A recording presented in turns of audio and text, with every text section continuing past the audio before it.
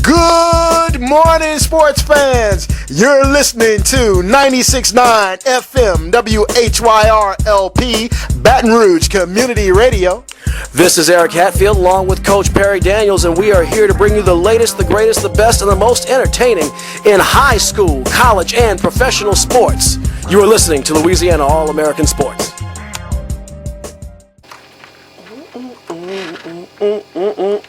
Good morning, Baton Rouge.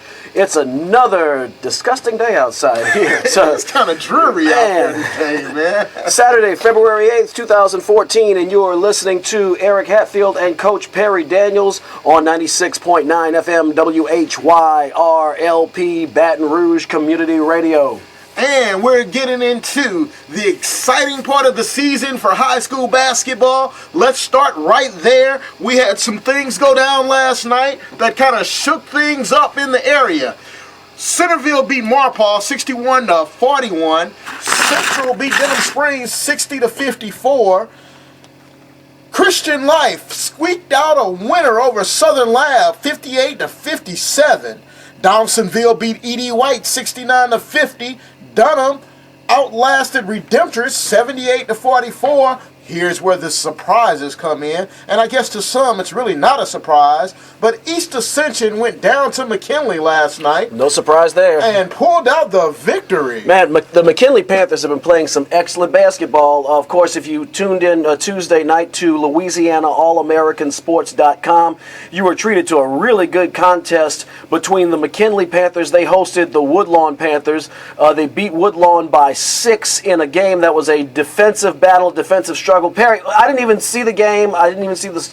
What was the score again? Was it a low-scoring affair? Last night? Yeah. Yeah, East Ascension won. They squeaked out the victory over McKinley. My bad. I must have wax in my ears. I thought you said McKinley won. And what was the final? 46-44. Yeah, I'll tell you, McKinley plays some stifling defense, and you can expect if you're going to go and play them, you're not going to, or if you host them, you're not going to run up a whole lot of points. No, and that's good. That's where you want your high school basketball team to do. You want them to keep teams under 50 points. Right. So McKinley's doing that consistently. Right. It's just that Kenny Allman, once again, the coach of the East Ascension Spartans, he once again pulls out another victory over McKinley. He did this when he was at Woodlawn. He did this when he was at Lee. And since he's been at East Ascension, he's been beating McKinley pretty handily. He knows, he seems to have the number of the McKinley Panthers and Coach Dotson. I mean, one thing... Not just Coach Dotson. He's gone through a few coaches at McKinley. Oh, so he's run through them all. He has a little dartboard in his man cave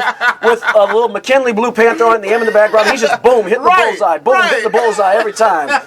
Boy, I'm not going to say every time, but shoot. But, I mean, I'll tell you what, that's a very competitive arena that they're playing in, and that's a tough district. It is. Episcopal beat East Feliciana 88-61. Live Oak beat Broadmoor 56-52. Northeast beat Estroma 47-22. Parkview Baptist pulled off the upset over U High 73-70. Whoa, what's up with U High, man? They got punched in the nose a couple of times this year. It's just a tough district. It is. And Parkview Baptist has one of the better coaches in the area. Yeah, I mean, Parkview Baptist, they're no punk. There's no getting around that. Wow. I mean, U High is really, I'm imagining they're going to fall a little bit in the rankings because they got hit by Port Allen not that long ago, even though that was, so... I've got the power rankings right here. I'm going to go over those in a moment. Alrighty. We've got Port Allen, who beat Bruley last night in the second half of the Civil War over there on the West Bank. Oh, so that was at Bruley, so they've swept Bruley this year. So I know Coach Boudreaux couldn't have been too thrilled with that. No, not at all. That final score was 60-55. And let me see if I can get the Nick Parker report real quick. Nigel Allen had 22. Josh Walker had 10. Telson Allen had 9. Nick Parker only had 6 points yesterday. I wonder how many dimes he had, though. Right. I mean, he's always dishing the rock. Points with that young man never tell the whole story. That's right. He scores when he has to. That's right. Scotlandville defeated Walker. No big surprise there. Right. And St. James defeated Carver 69-66 in the 4A classification. District 7 4A, Plaquemine defeated St. Michael to claim an outright district championship. They've only got 2 games left to play. They're 3 games up on the closest competitor in the district. Wow, boy, Plaquemine, those Green Devils, right? They're dominant, man. It sounds like in both phases, because I know in football they were running away with their district too. They ran away with their district in football. They ran away with the district in basketball. The Bel Air Bengals won last night. All right. By 19 points down in Lutcher. All right, that's good. We still have Plaquemine, one more game against Plaquemine left over at Plaquemine. They came into our place and beat us by 4. Which district is this now? The 7-4A. 7-4A, okay. Yes. So, it's just hats off to the Green Devils. Yeah, no, great job by those guys. They play some tough football, and I mean tough football. Look, you see what my mind is. They do play tough football, but they play some tough basketball. I meant to say they just have athletes. They just have athletes coming out of the water there in Plaquemine. So power rankings you were going to? Yes, power rankings. Well, of course, the number 1 team in the state in Class 5A in any classification actually are the Scotlandville Hornets. They're 25-1. No surprise there. And they're out of District 4 5A. In 5A, though, also we have ranked number 5, Dutchtown, and number 8, McKinley, and number 10 is East Ascension. Wow. in classification 5A. And these are the power rankings, not the sports writers rankings. These are the official rankings. That's LHSAA. LHSAA rankings. This is how they'll be seated if the playoffs started today. Gotcha. All right. In Class 4A, the only local team that we have there, we have St. Michael ranked 8 and Tara ranked 10th.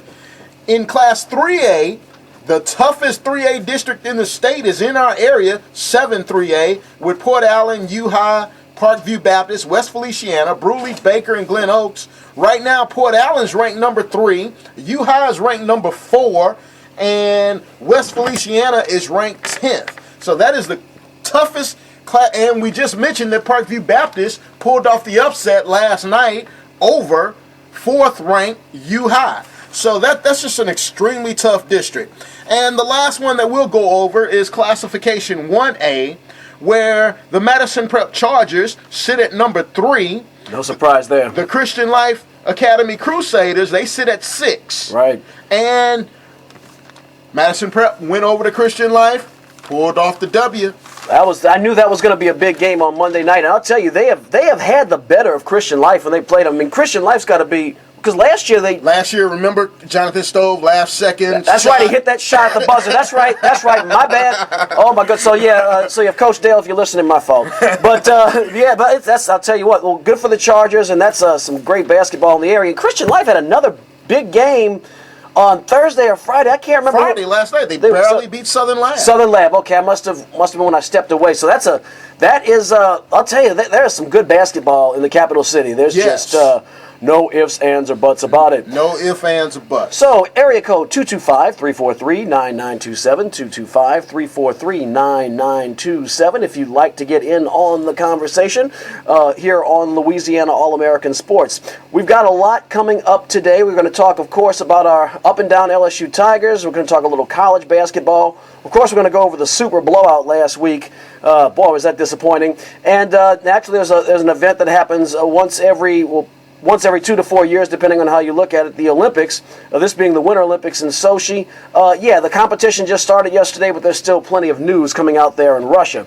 Right. So, Hey, also, though, we've got the 5 things on a woman's mind while watching sports this past week. All right, there should be a lot of stuff there because there was a lot to talk about in the news last week, and I'm very, very, very curious to hear what the ladies are thinking about as they're watching sports on television. We've got our Black History Month moment. Absolutely. Coming up by Professor Johnson. That was awesome. I enjoyed the James Harris piece last week.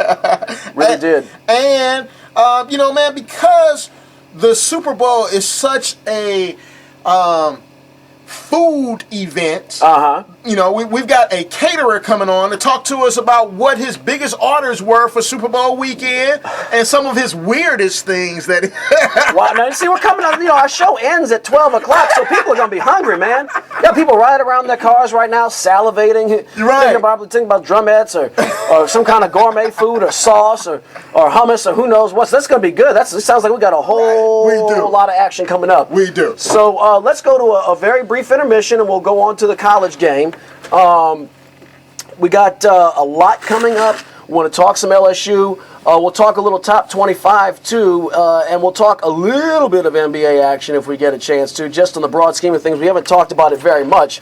You are listening to Louisiana All American Sports on 96.9 FM, WHYR Baton Rouge Community Radio. Back in 90 seconds.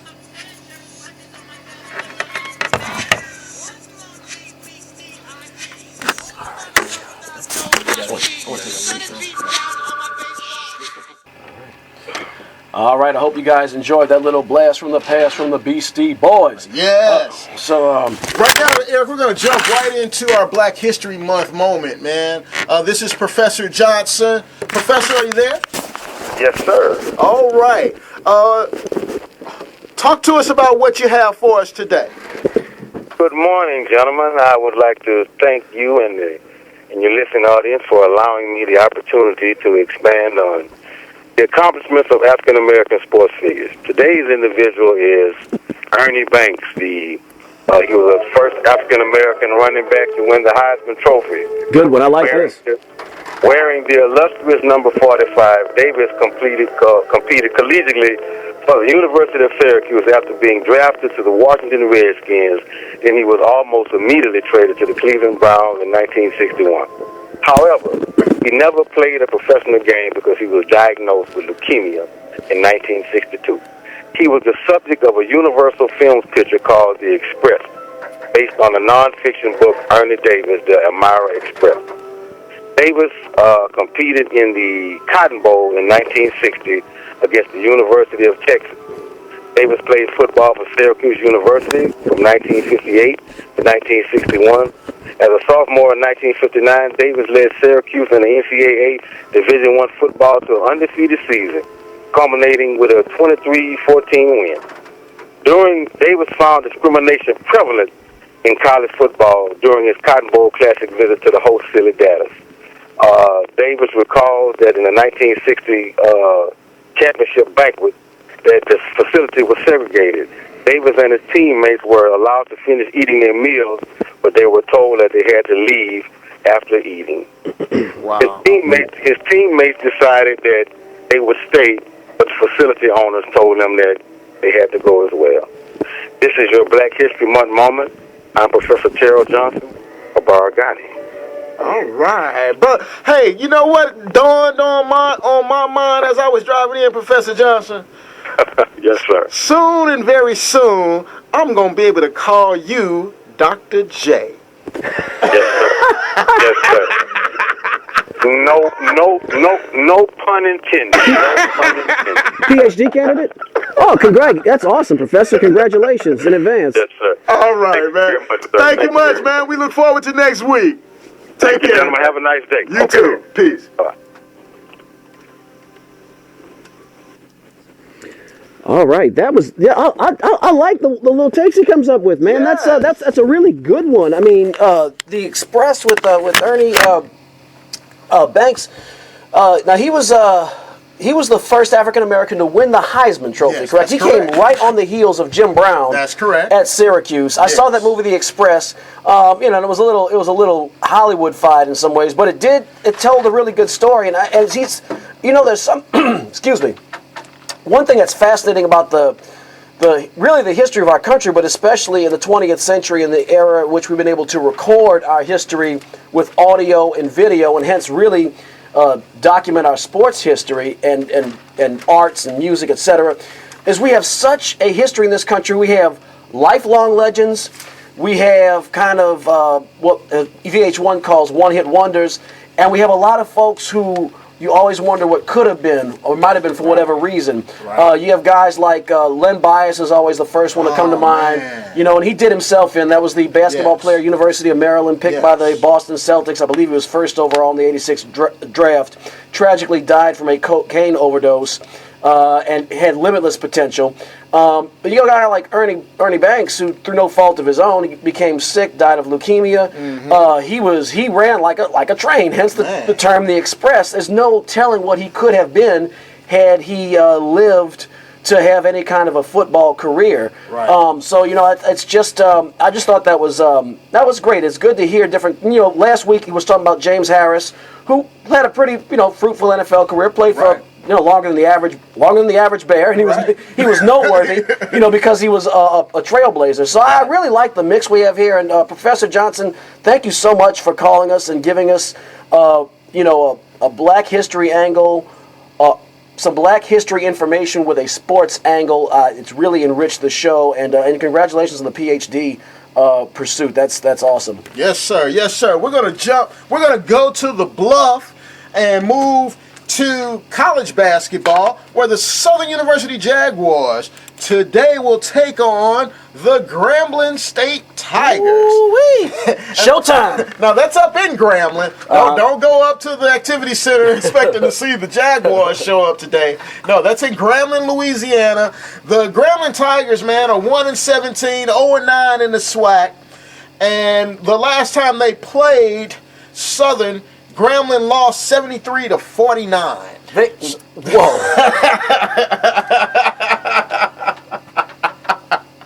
So the Jags are doing well. They're 8-1 in the SWAC, still in first place over Alabama State by one game. Alabama State is 7-2. You have Texas Southern at 5-4, and Alabama A&M at 5-4, and Alcorn State at 5-4. In the last game that Southern University played, they defeated Alcorn State 62-54 on the Bluff. So, Coach Roman Banks is doing a fantastic job up there with those Southern University Jaguars. He really is. They are, man. And you know what? Southern has a chance to pull off the coup. They won the SWAC football championship. Right. They're right in there for basketball. And now they have an opportunity to win the basketball championship. And the baseball team's always in the They're always competitive. I do enjoy it. I'll tell you what. I have not been on that side. I haven't been to that field in a while. The base. Just, yes. I know I'm getting off topic. Yeah, but Pete Hines Field. Yeah. Now look, I know when I was about 8-9 years ago, there were Breck Parks that could step in the square with it. But I heard that Coach Kador maybe solicited and acquired, marshaled some resources and had some improvements. Is that accurate, Perry? It's a good facility now. That's good. That's good. I'm happy to hear that. Because Pete Hines. They used to play in Pete Goldsby. It's Lee Hines. Lee Hines. That's it. That's it. No, because that's a darn fine baseball team, and they deserve some comparable facilities, right, Right. So anyway, sorry to get off topic there, Perry. No, we're good, man. So the Jaguars play it's a 5:30 game tonight. So if you're in that Grambling area, you're listening to us, go root on our Jaguars. Yeah, I tell you what, of the felines in this state, one of them is definitely on pace. They're meeting their expectations. They're meeting their goals. The Grambling Tigers are also meeting their goals because they're not winning anything they're meeting their low expectations. What about those other Tigers? Oh man, the LSU Tigers. I'm just kind of at a loss for words. I mean, you don't know what's happening after the win over Kentucky in that cold weather game where you had the students that showed out and they were playing full of energy. They looked like a team that was turning a corner. Right. That was building chemistry. That was a convincing win over a quality opponent. They followed up on Saturday. They beat Arkansas soundly, as they should have. And of course, they went to Georgia on Thursday. Georgia is not good at all, but you would not know that from the final score, as Georgia ran up 91 points on LSU, beating them by a 13-point margin of 91-78. And to add insult to injury, you don't know where. Bummer. You don't know which LSU team is going to show up. They did not look. They scored 78 points, which it sounds all right, but let me collect myself here. Yeah, get it together. They look like a team that almost like after their little winning streak, it's kind of like they pulled back. They didn't look prepared. They didn't take smart shots. They played really terrible perimeter defense. They sent Georgia to the foul line over and over and over again. I mean, Perry, I don't know. What was your take on it? Well, unfortunately, I didn't have to witness it. I didn't get a chance to witness it. Good for you. But I will say this, though. That usually when LSU gets into trouble, they're not playing as a team. And that was the difference in that Kentucky game, Eric. They shared the ball. Right. No one was trying to star. Right. They were all just playing ball. Of course, when they were, Johnny O'Brien was acting a fool. Right. But that's the way it should be. But that's the way it should be. You get that penetration, your big man should be going off. That's how it works. He's the elder statesman and the most heralded recruit there. Yeah, he's the best one on the team. Right. So when you're playing as a team, he's going to rise above everyone else. That's and that's the way it should be until Jordan Mickey and Jarrell Martin get another couple of years under their belt. Sure, absolutely. I mean, so that's if Jordan. And I think Jordan Mickey and Jarrell Martin will be around next year. I think they're. Yeah, I don't think that was the plan, but I think based on the performance this year, they're going to have to stay another year. And I know I'm opening up another can of worms. 225-343-9927, 225-343-9927. But this is case in point as to why a few years ago David Stern put in that minimum age 19 rule is to prevent players who weren't ready from watering down the total talent pool of the NBA. Yeah, I'm not sure if I agree with that rule, but I understand that philosophy behind what you just said. You're not alone, and there's a buddy of mine who's listening, I'm sure is probably shouting at the radio right now, but I know he's at work, so he can't call in. So, yeah. But that is, so those guys, they're going to get some seasoning, and I don't want to get all off track here, but we have the Auburn Tigers. But hold on, one thing, though. One of the things that really LSU probably hurt their chances at getting an NCAA tournament unless they do something miraculous in the SEC tournament. They're either going to have to do that or minimally win a game at Kentucky at Rupp Arena, which is very hard, or win a game at Florida, which is going to be really, really hard. Right. Or both. I think if they can pull that out of their hat, there's a chance they don't have to go gangbusters in the SEC tournament, but they really left some chips on the table by dropping that game in Georgia. That was a very winnable game against a team that was not that good, and I think they're really going to. I don't know, man. That's a bad look. That's a bad look. Right. So they have Auburn University coming to town. Auburn University, far and away, is one of the worst teams in the SEC. I think right there with South Carolina. LSU should dispose of this Auburn Tigers team fairly easily. They're at home. They're in the PMAC, and I'm noticing a pattern with Louisiana teams. It seems like Louisiana teams like our beloved Saints and how the Tigers are Jekyll and Hyde away from their home confines. I heard a very interesting statistic, though, on the radio earlier this week. Of all the teams in the SEC,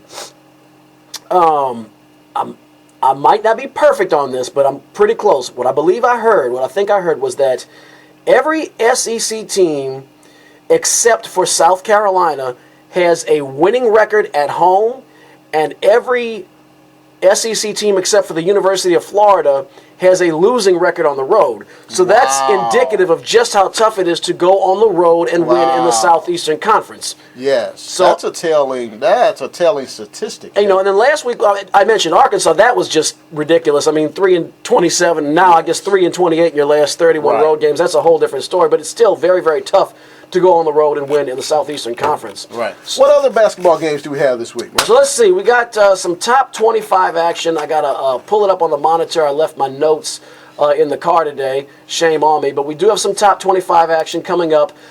We had a lot of shakeups last week, and I guess we can get to that, and I told you so. But, the Big Ten and the Big 12, that is like a schizophrenic conference. Right. You don't know who's coming or going. I mean, you have Wisconsin, start off 14-0. They've fallen off the earth. You had Ohio State that went to number 3. They plummeted down to number 24. Beat Wisconsin last week. They're starting to get hot again. Big 12, you had Baylor that looked like gangbusters, and they fell off the map. Right. You had, Iowa State that was way up, and they fell down. Now they seem to be creeping up a little bit. Yes. Kansas got hot, dipped a little bit, came back. I mean, it is just, but there has been one constant this year, and that's the number 1 team in the country, and that's the Syracuse Orange. They looked great last week against Duke. Perry, tell me you got to see that game. Unfortunately, I did not. However, man. it doesn't take a lot to know that You know, the ACC has the best basketball in the country. A lot of people try to give that torch to the Big 12, and I'm just not impressed with the Ohio States, the Wisconsins. I'm not impressed with those guys. I mean, the Big 10, right? The Big 10. Which has 12 teams. Yes. And the Big 12, which has 10 teams. Womp womp. But I'm not impressed with that conference. For my money, it's the ACC. I agree. Syracuse, Duke. You know, even North Carolina's having a down year. Louisville, Florida State. Right. You know, so. Yeah, that was a theft when they got Syracuse and Louisville in the ACC. That's as Chris Rock would say, that's a jack. But Tom, there's not a whole lot of action going on today. Now, there are a couple of top 25 matchups. Number 10 Michigan going to number 17 Iowa. These have been two teams that have very, very quietly been playing some very really good basketball. Michigan has taken some baby steps. You know, Tim Hardaway Jr. left the team last year. He was a senior. He's in the NBA now, I think, with Oklahoma City. I didn't know if they were going to suffer in terms of ball movement. They have a good inside presence from Glenn Robinson III, who's on that team. There is a young man, though, wearing Tim Hardaway Jr.'s number. He wears number 10. And I'm going to pop his name out in just a second. It's his. Go ahead. I'll tell you what, though. Nick Stauskas. I can't pronounce the big boys. Staukas. Stauskas.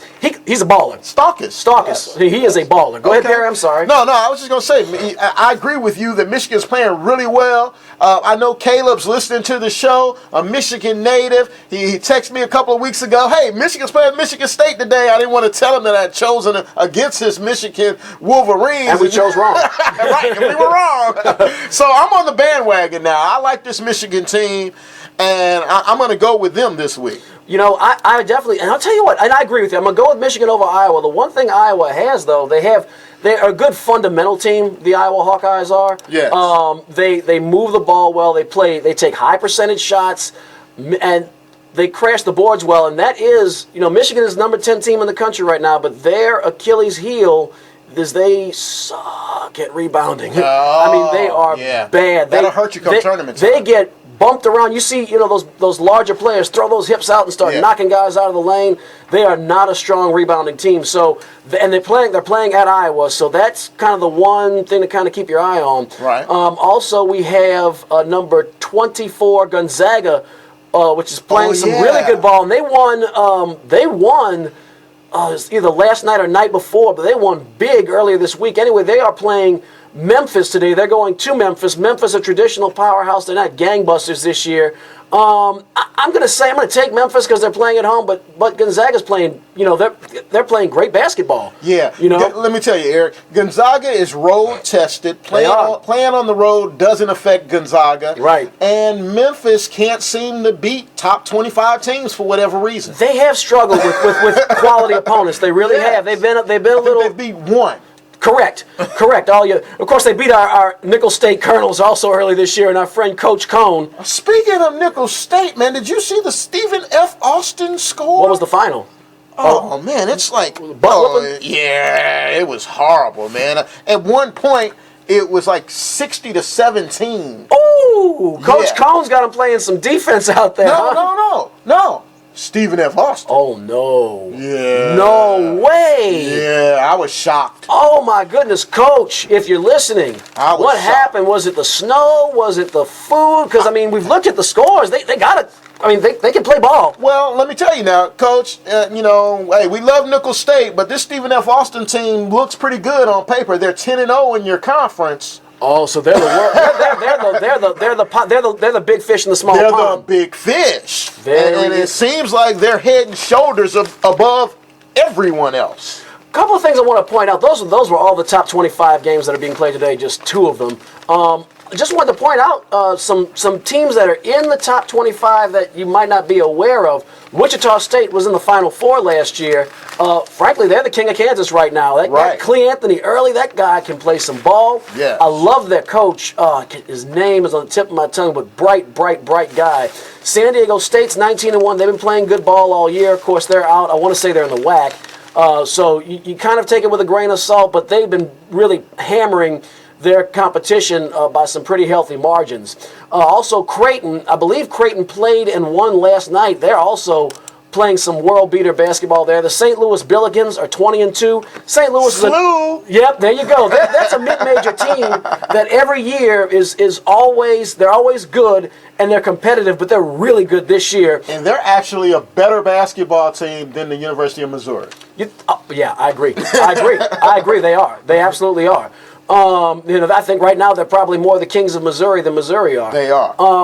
And that's going to round out Gonzaga's number 23. But I say all that to say there are a lot of mid-majors in the top 25. Falling out of the top 25, Wisconsin, as they deserve to. Ohio State, in spite of winning last Saturday, they fell out of the top 25. And I believe they had a loss in midweek that would have dropped them out. VCU received some votes, and the rest. LSU did get 3 votes. They had 3 points. Yeah, 3 points. So, I mean, probably it won't happen this week. But, LSU was just starting to turn the corner. Right, they were. And they shot themselves in the foot. So, and Johnny Jones had an interesting quote in the local newspaper, the Morning Advocate. His quote was, "We're just not there yet." And he's right. And it's spot on. And you can see it in his comments, and you can kind of see it in his demeanor. You can tell, you see the look on the sidelines when LSU makes a mental error. Coach Jones has this look on his face, like he has a Jim Mora-esque kind of look on his face. Like, really? I've had that look a lot the last few weeks here. I've seen that one too. I just can't capture you in high def. And seriously, you guys, really? But real quick, I just want to touch back on LSU real quick. We have Tigers versus Tigers. All these cats at LSU. We have cats in the Southeastern Conference the way we have dogs running around in Sochi for the Olympics. But Auburn University is downright awful. 3-6 in SEC play, 11-9 overall. Most of their wins against mid-major opponents. None of them, points, rebounds, assists. Not very good. Their field goal, they take, they're okay shooting from the field. This is not a good team.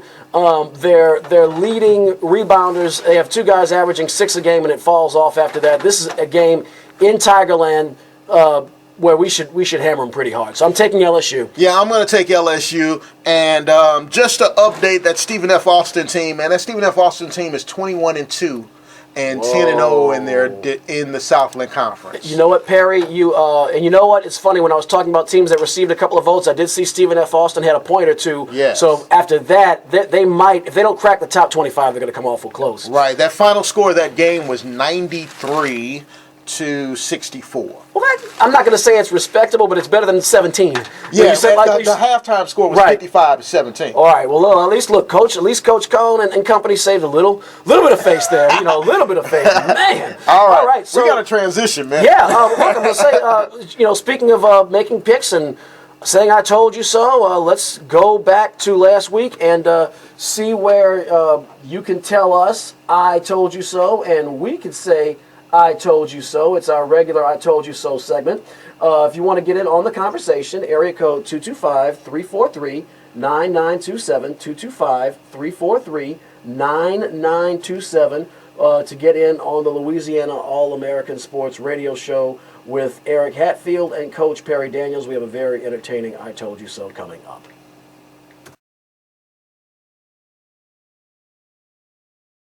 I told you. What did I tell you? Didn't I tell you? 'Cause I told you. And when did I tell you? A long time ago. And what did I say will happen when I told you? Exactly what just happened. And so that race is far from over. But at 13-6, 4-3 in the conference, this looks like a team with a pulse. The Arkansas Razorbacks are 13-7 right now, 2-5 in SEC play.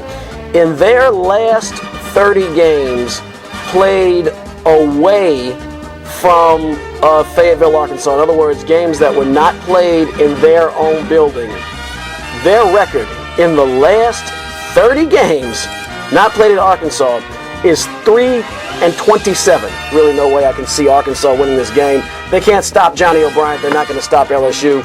And I think LSU should come away with a victory. That's one of those games while they should win, they absolutely have to win because they cannot afford a bad loss at the hands of an inferior opponent like that. No, they can't follow up what they did to Kentucky with a loss to Arkansas. No, absolutely not.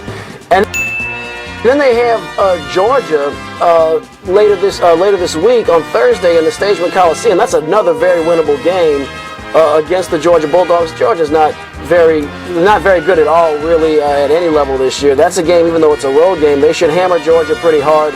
Georgia doesn't have a lot of strong presence in the paint. They don't have very good sharpshooters from the perimeter. They should walk into the Stageman Coliseum in Athens, Georgia, and put a whooping on the Georgia Bulldogs.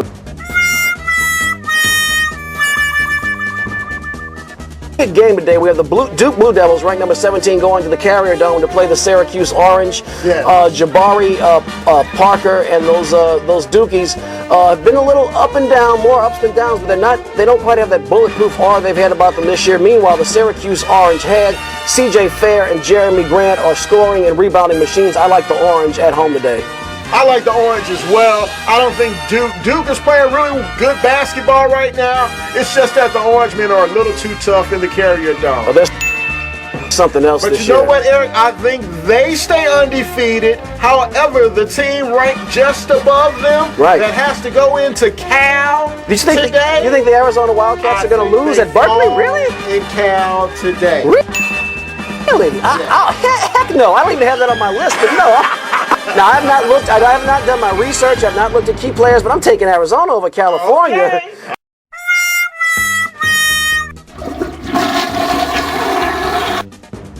You were wrong. Cameron Clark is playing well. He's averaging 17 points per game, 6 rebounds per game, and Cameron Clark really is the straw that stirs the drink. Right now, the Sooners are riding a 3-game winning streak. They look really good. I'm going to go with the Oklahoma Sooners, even though they're going to play at the Iowa State Cyclones. Oklahoma Sooners ranked 23, Iowa State ranked 16. I'm going to pick Iowa State. I'm going to say they bounce back. They bounce back. They didn't play very bad against Kansas. No. They're in Kansas. It's just they played in Kansas, which is a tough place to play. But, Ohio State, when you have guys like LaQuinton Ross on the team scoring 14 points a game, 6 rebounds a game, and they have some size, Ohio State, while they're not scoring the ball the way they need to, I think they play better defense. Wisconsin, they have guys that do not set up their own shots, and they jack up a lot of shots from the outside. So I think I'm going to go with I'm going to go with the Ohio State Buckeyes in this battle of teams that are sliding. All right. I'm going to stick with Wisconsin for them to bounce back. Now that you're off the bandwagon, I'm going to jump on it and get it going.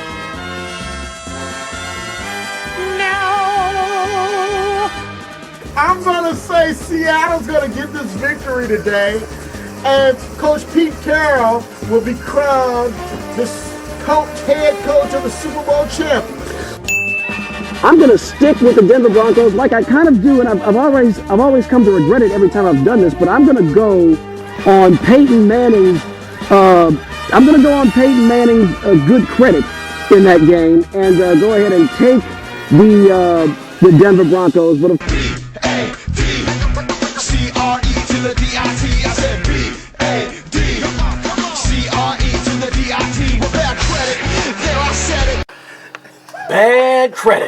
Bad credit. I'll tell you, I've got some kisses of death. If I start jumping on a bandwagon all of a sudden, or if I start saying I'm taking you on good credit, you better pull your visas out and cancel them. You got that titanium American Express card, you better shred that baby because your good credit's going down in a ball of flames when I start approving you. My goodness, I think that's the 4th time this year I have swung on and whiffed when I've said I've taken somebody on good credit. And boy, that Super Bowl, you ever watch the movie Goodfellas, Perry? Yes, I love that movie. I'll tell you what, first play of the game, when Manny Ramirez shifted the ball to Peyton Manning and the ball sailed over his head, did you see that look on Manning's face? You could have taken your DVR, pressed pause, and like Goodfellas, I knew at that moment Peyton Manning was not in for what he expected. I mean, like, you just knew it set the tone for the whole day when the first play from scrimmage was a safety. Right. Oh, my goodness.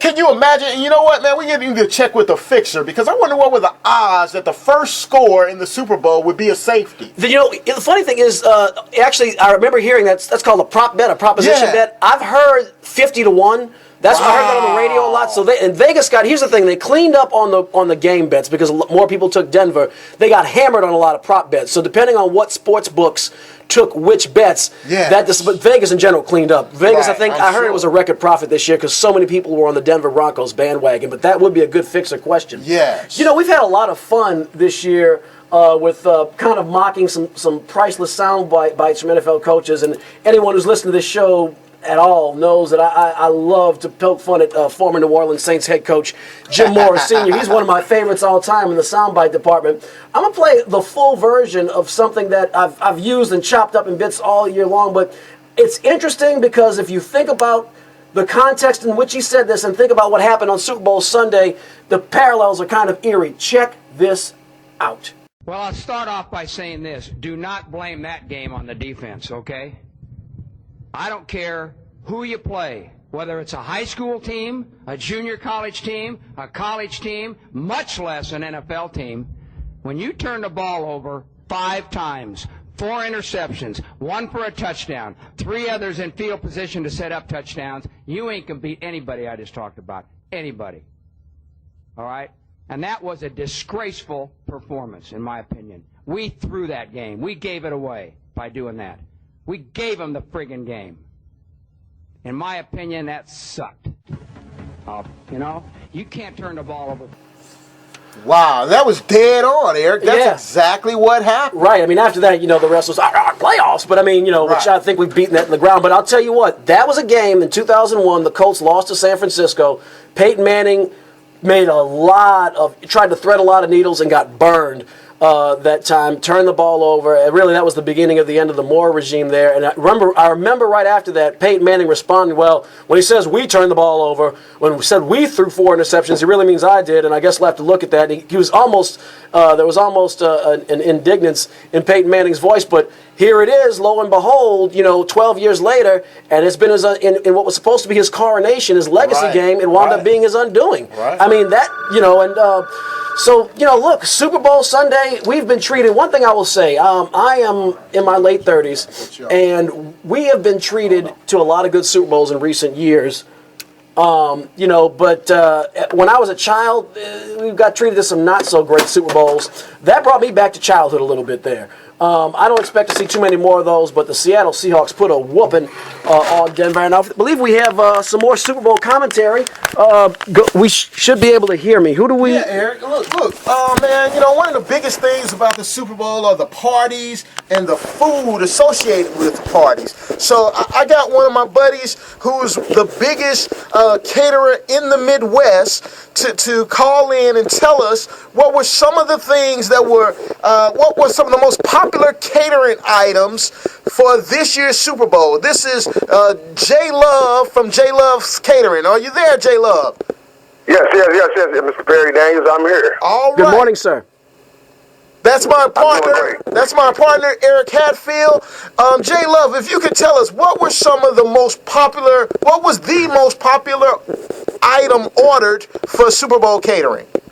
Well, of course, we all know that the most popular item ordered are the famous chicken wings. I haven't eaten yet. Were they boneless or were the regular chicken wings? They were regular chicken wings, but of course down here in the Midwest, as everybody is around the world, we're trying to do a more healthier item of chicken wings, but still give you that great flavor and taste of the regular chicken wings. That's good, man. That's good. Tell us this. Tell the listeners, what was one of the most unusual orders you had for Super Bowl Sunday? The most unusual orders, I would say, this Super Bowl Sunday were, as you would always have, is pulled pork sandwiches.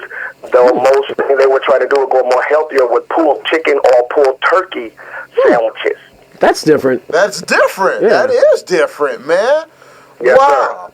Wow. Okay, so again, folks, this is J Love from J Love's Catering. J Love, people can follow you on Twitter, on Facebook. Tell us this, man. If someone was to... No, tell me this. When is the next big event for caterers? The next big event, of course, is Memorial Day, but before that would be St. Patty's Day, which is a big catering event because, you got this, and also Mardi Gras. I was going to say, yeah. Mardi Gras. Okay. Yes, sir. That's the next one coming up. That's actually in about the next couple of weeks. Right. So get ready and geared for that, yes. Awesome. Well, J Love, man, look, we appreciate you giving our listeners the food tips for the Super Bowl, telling us exactly what's popular so that next year people will know how to go and how to do something different if they want to do something different. Now, folks, that's J Love, J-L-U-V, J Love's Catering. Hey, J-Love. JLUVS. JLUVS. J Loves. J Loves Catering. We love catering to you. We love catering to you down in the Midwest. All right. So appreciate you, good brother, man. Take care. Y'all too, man. Have a good one. You too. Appreciate it. Peace. Oh, man, that was making me hungry, man. Yes, indeed. But, that's always a big thing for the Super Bowl. The parties, yeah, absolutely. And the food. And down here, we do a lot of gumbo for Super Bowl parties. Oh, yeah, my parents, my dad had some smoked sausage and some hot sausage and some red beans, and he also had some chicken drumettes. And, considering the two teams in the Super Bowl, I'll bet you that catering orders were really significant in the host cities, Seattle, and not the host cities, but the participating cities of Seattle and Denver. I mean, first of all, their teams are in the Super Bowl. It's a cause for celebration. Right. And, of course, some of the local consumer products might be stimulating the appetite for some delicious delectables. Right. I'm just saying. Man, we gotta keep running, man. Yes, we gotta sir. keep running. So we have. Are we done with the Super Bowl? Yeah, I don't think we were trying to get someone from Seattle to tell us about the celebration and how they're so enthusiastic about their accomplishment, but I don't seem to be able to get them on the line, so let's move on. Maybe he did a little too much celebrating. I don't know. They may still be celebrating. Man, oh man. Maybe he forgot. Yeah, maybe so. Shoot. I'll tell you what, man. They got another, this is a good time for sports.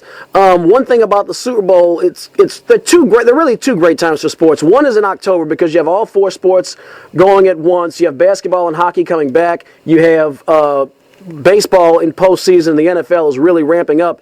This is also a really good time for sports, though, after the Super Bowl. Not quite as good as October, but you do transition into our winter and spring sports. You have the Masters coming up later this year. Tennis's Grand Slam start up, and you have. Can I do something real quick? Sure. Can I let the people know that right after our show, we have Noel Jackson, Music Satisfaction, coming up at 12 noon on 96.9 FM, WHYR LP, Baton Rouge Community Radio. But, we transition into, NBA really starts to go full swing. The storylines start picking up. March Madness is around the corner. And we have a special event every 4 years. The Winter Olympics are played. Every 4 years. In 2014, it's showtime. Well, Russia hosted the Olympics, and it was held in Sochi, which is a resort town in Russia. Now, what some of y'all have to understand is while Moscow and Kiev, and there's some big international destination cities there, Sochi is a resort town, and it kind of has a bit of a third world flavor about it, as we're finding out from some of our American reporters there in Sochi, Russia. There have been some unnerving reports that really make you appreciate the grand old US of A.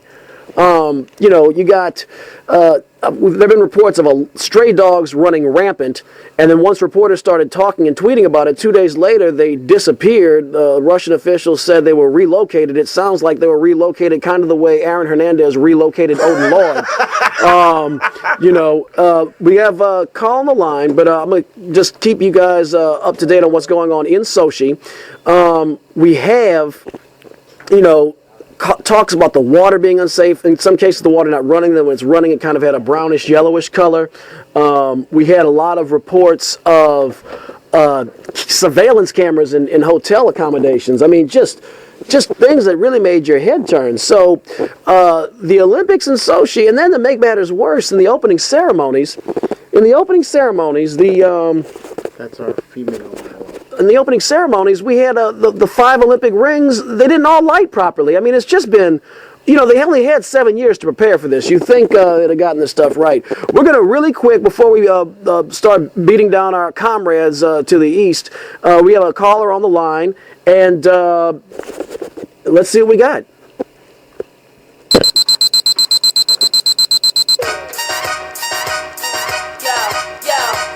They want to know who's that girl. All right. Now, like we always do at this time, we're always curious about what's on a woman's mind during sports. So we have our friend of the show who calls in periodically to tell us the 5 things that are on a woman's mind while watching sports this past week. So, number 5. When is Joe Nama's going to return my coat. Joe Namath. Okay. Number 4. Why didn't the fixer tell me about Cal upsetting then number 1 ranked Arizona? Don't just make Coach Perry Daniels look good. Number 3. What is Coach Johnny Jones feeding the LSU basketball team on the road? A loss to Georgia? Really? Number 2. I wonder if Pete Carroll will let me eat and train with the Seahawks. I'm a ride or die.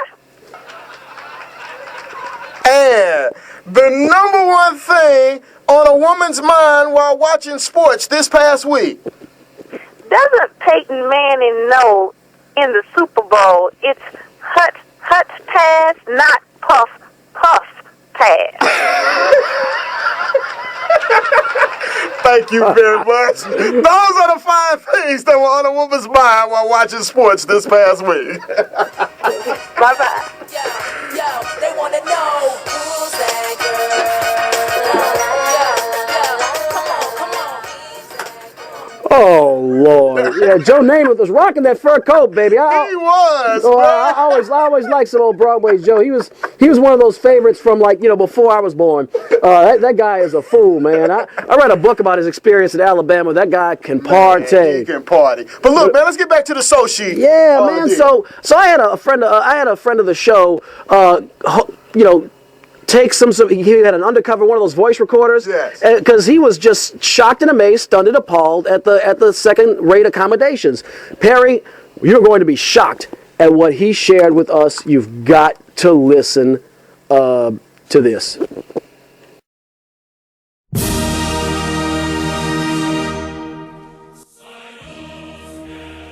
Welcome to Heart of Sochi Inn, comrade. My name is Vladimir. I'll be showing you to your room. Did you receive our email advising you to bring a box of milk-bone dog biscuits before you came? Did you just say dog biscuits? What? Oh my God, what's that? That is some of the wildlife indigenous to Sochi. Think of it like state bird, only it's a state man's best friend with no man. How did that thing even get in here? Don't worry about that. Shoo, boy, shoo, get out. Oh, now, when you get into the shower, be sure to run it for about 15 to 20 minutes in advance before you get into bed. This will allow some of the impurities in the pipes to wash out down the drain. The water looks a little yellow. Yes, and of course we need you to sign a waiver of liability from side effects of water. What? Yes, when you bathe, we really suggest you don't bathe in it. Speaking of which, would you like a copy of your surveillance video from the bathroom? Available in high definition, 1080i? Surveillance video in the bathroom? Why is there a surveillance video in my bathroom? At Sochi, we're sure to have highest security standards for Olympic Games. If you need anything, have trouble, someone breaking in room in the middle of the night, bars out there, he will take care of them right away. Maybe I'd just order room service. I'm sorry, comrade. Housekeeping only come twice per week.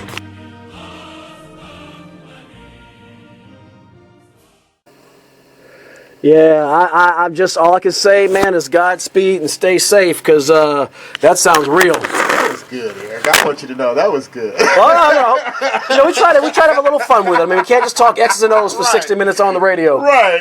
Oh, boy. So I really wish them the best. That that just seems to be, it's 7 years to prepare for it, and you want to show, Russia had enough. You realize that the issues, at least for the sports fans, the sports enthusiasts, people that watch ESPN and listen to talk radio and so on, all the issues with the human rights and some of the homophobia over there, that took a back seat to this. That took a back seat. That's to unbelievable. The accommodations and dogs. I mean, right. I mean, oh, Lord. So, anyway, good luck with that, comrades. I hope they get it together. I hope they Hey, get it man, together. next week, we're going to give you a whole lot of NBA basketball. We've got the NBA All-Star Game in New Orleans. So that's coming. I know this week we didn't get a chance to recap National Signing Day, which turned out huge for LSU. Absolutely. You know, it also turned out huge for the arch enemy Alabama. With Nick Saban at the helm. Kyle Turner. Once again, they're the number one ranked recruiting class in the country going to Alabama. But the good thing is the number 2 ranked recruiting class in the country is going to LSU. That's right. And so it's going to be a mile, 2-3 years down the line, it could be Miles Saban again. You never know. At least for the SEC, or battling for that SEC West. Right. Actually, with the new format, battling for the whole enchilada.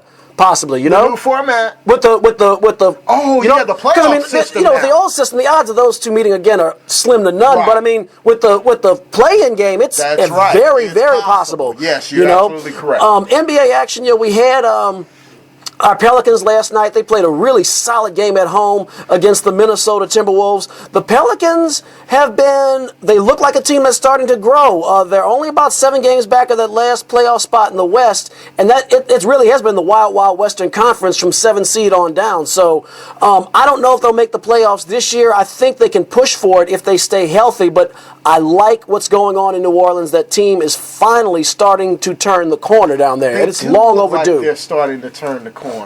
So Anthony Davis in the All-Star game, first All-Star since Chris Paul, in 2011. And they've been unhealthy. All of their starters haven't played together. Right.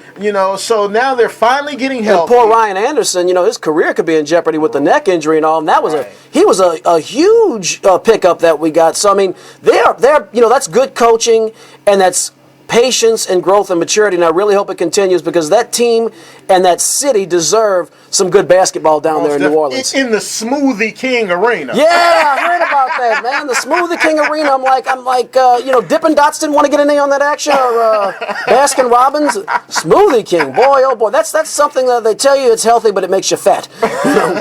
Shoot, but it's delicious. It is delicious. It's delicious. So we have about another 2 minutes left. And as always, I'd like to thank you for joining us on Louisiana All American Sports. We're going to have some hefty doses of the National Basketball Association. If there are any further updates coming out of Sochi, we will be sure to bring that to you. I want to say a real quick congratulations to the Hall of Fame class, the Pro Football Hall of Fame class of 2014. Andre Reed, Derek Brooks, Aeneas Williams. Southern University Aeneas Williams. That's right, of Southern University, and he waited a good while. Aeneas Williams is a great story. He literally walked on the team, didn't play in high school, and after 1 year was at the top of the draft board pretty much. Right. But congratulations to him, big Louisiana standout. Ray Guy, punter for the Oakland and Los Angeles Raiders, in my opinion, long overdue. Big congratulations to Ray Guy. I've been saying for years I thought he deserved to be in the Hall of Fame. I believe that there is one that is slipping my mind that I've left out, but and I didn't have it in front of me, but those guys, congratulations to that Hall of Fame class. You guys all deserved it very much. Hopefully my man Martin Anderson will get in next year, Tony Dungy, Marvin Harrison. There's a big line of great NFL players. So, like we always say around this time, ADT, JNS, love you. And as we always say, have a good afternoon.